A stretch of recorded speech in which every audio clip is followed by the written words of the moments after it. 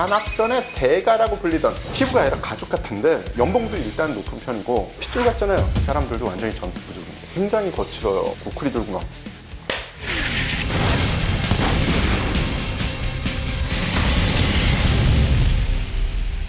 2018년 북미 정상회담의 경호를 맡으며 화제가 된 이들이 있습니다. 누구일까요? 겁장이가 되느니 죽는 게 낫다라는 신조를 가진 쿠르카 용병인데요. 지난 200년간 세계 주요 전쟁에 참가해 용맹을 떨친 부대. 오늘은 세계 최강의 용병이라고 불리는 쿠르카 용병에 대해 알아보겠습니다.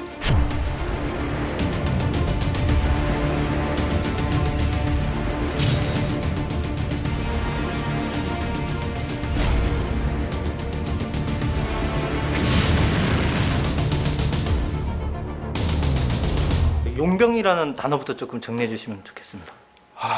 이 용병을 정의하는 게 쉽지만 어려워요. 일단 용병은 특정 국가나 집단으로부터 보수를 받고 전문적으로 싸우는 군인 혹은 군대를 뜻하는 말입니다. 하지만 다른 의미의 용병들도 있어서 요새는 애매하긴 하지만 그냥 사전적인 의미는 조금 전에 드렸던 말씀으로 생각을 하시면 돼요. 전 세계에는 수많은 용병 회사들이 있죠. 이 용병 회사들에는 전 세계 각지의 용병들이 지원을 하고 찾아듭니다. 그 중에는 호평을 받는 국가와 그렇지 않은 국가 출신들이 있어요. 물론 뭐 이런 평가에는 개인적인 선입견이 존재를 해요. 그리고 누가 이야기를 하느냐, 그리고 그가 어떤 경험을 가지고 있느냐에 따라서 의견이 너무 분분하고 다릅니다. 그럼에도 불구하고 상대적으로 좋은 평가를 받는 용병들의 출신 국가는 이게 좀 정해져 있어요. 국가와는 상관없이 구루카족, 왜 지금 이렇게 말씀을 드리냐면 구루카족이 네팔에만 거주한다고 생각하시는 분들이 있는데 네팔 말고도 인도에도 일부 거주하고 이러거든요. 그래서 이 구루카족과 싱가폴, 스위스, 독일 출신 용병들은 그래도 좀 전체적으로 좋은 평가를 많이 받아요. 특히 구루카족과 스위스 출신의 용병들은 계약을 존중하고 사고를 잘 치지 않고 질서를 지키는 것으로 유명한데, 아마 이들에게 대대로 내려오는 용병의 피 그리고 전통이 흐르기 때문이 아닌가 싶습니다. 구루카란 네팔 중서부 산악지대에 거주하고 있는 몽골계 소수 부족을 뜻하는 말로 구루카 용병은 이 구루카족에서 선발된 용병들 혹은 용병대란 뜻을 담고 있습니다. 역시 그 기자님 인맥 중에 구루카 용병 있겠죠? 이 이전 시리즈들은 사실은 뭐 만나서 같이 뭐 훈련도 하고 맥주도 마시고 뭐 이런 좀 더 친밀한 인맥이라면, 사실은 구루카 용병은 그렇게 저랑 인맥이 많은 편은 아니에요. 하지만 이라크를 종군하면서 구루카 용병을 만난 적이 있습니다. 당시 이라크에는 많은 구루카 용병들이 영국계 용병 회사에서 근무를 했고요. 그들이 주요 하는 업무는 차량 호송, 시설 경비 등 위험한 임무에 종사를 했죠. 보통 사람들이 알기는 위험한 임무 그러면 적지으로 들어가서 뭐 이런 거 얘기할 텐데, 이런 임무가 위험하다라는 뜻이 어떤 뜻인지. 이게 지금 두 가지 말이 다 맞으면서 틀려요. 용병은 무장이 강할 수가 없죠. 그리고 다른 자원의 지원을 받기가 힘듭니다. 즉 일반 정규군 같은 경우엔 보병 대열이 이동을 하다가 매복 공격을 받으면 요새 같으면 제일 먼저 공군의 지원을 요청하죠. 그래서 공군이 날라와서 매복을 하는 적들에게 지원 사격이나 아니면 폭격을 해줍니다. 그런데 용병은 그런 게 없어요. 왜냐하면 용병 회사 자체에 항공 전력을 가진 그런 회사는 전 세계에 몇 곳이 안 돼요. 그리고 무장 자체도 일반 정규군 같은 경우엔 방탄이 잘 되는 차에 중화기로 무장을 하죠. 하지만 용병은 무장할 수 있는 수준이 정해져 있어요. 국가에서 혹은 뭐 회사에서 정해주기 때문에 어쩔 때는 소총 한 자루 가지고 가고, 어쩔 때는 소총에다가 기관총 하나 가져가고, 어쩔 때는 소총도 못 가지고 권총을 가져갑니다. 그러면 차량 호송, 시설 경비는 사실은 언제나 지나가야 돼요.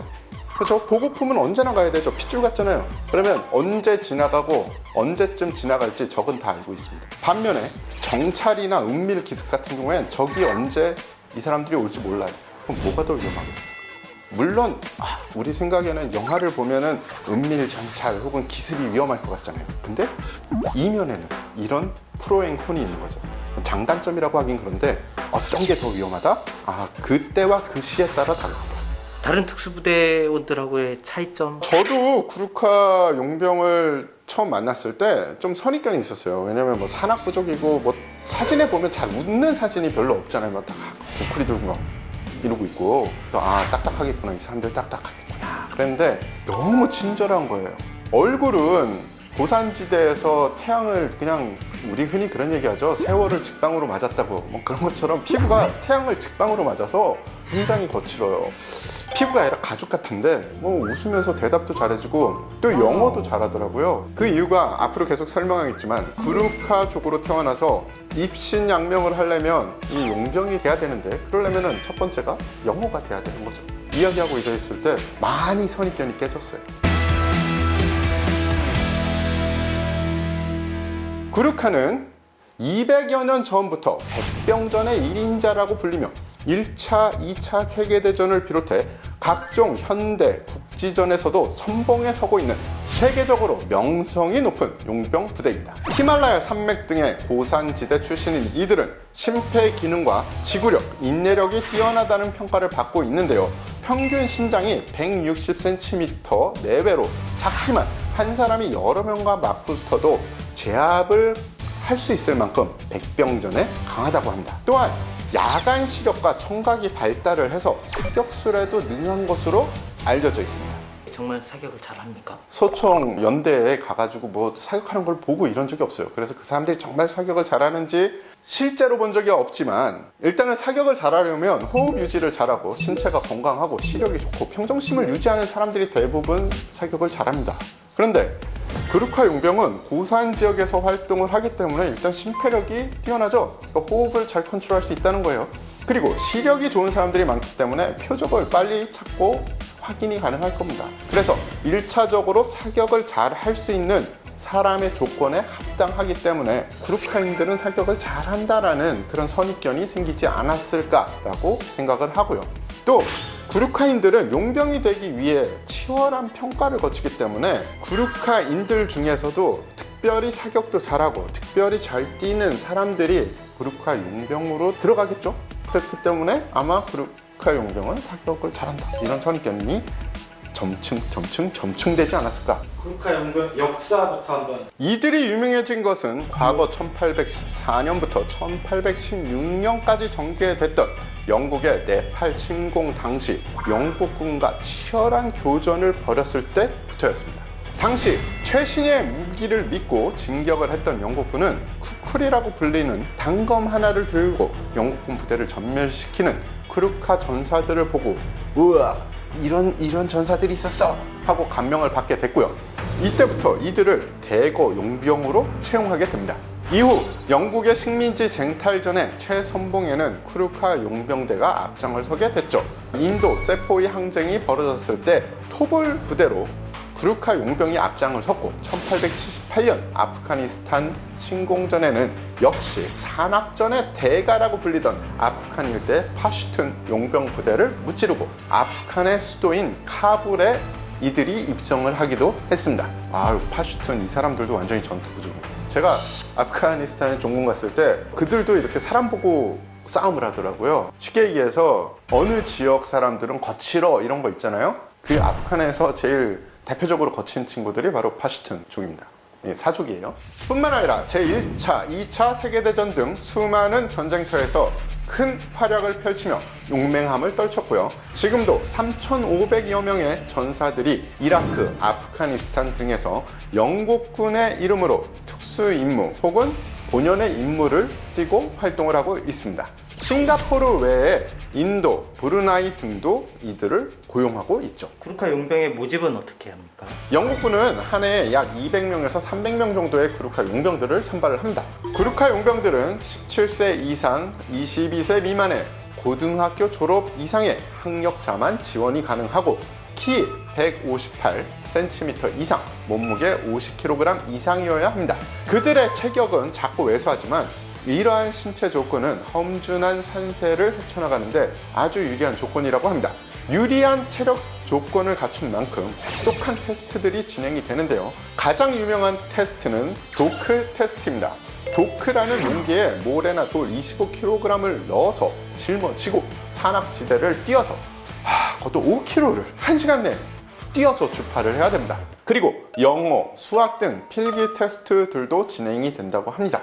체력뿐만이 아니라 지성까지 갖춰야 진정한 구르카 용병이 될 수 있다는 뜻이죠.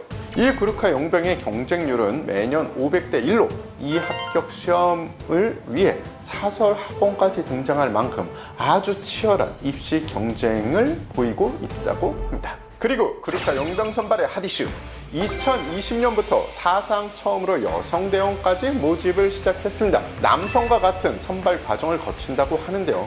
시험은 네팔 중부 포카라에서 치러지며 시험을 통과한 지원자는 노스 오크셔의 캐터릭으로 10주간의 연수에 참여를 한다고 합니다.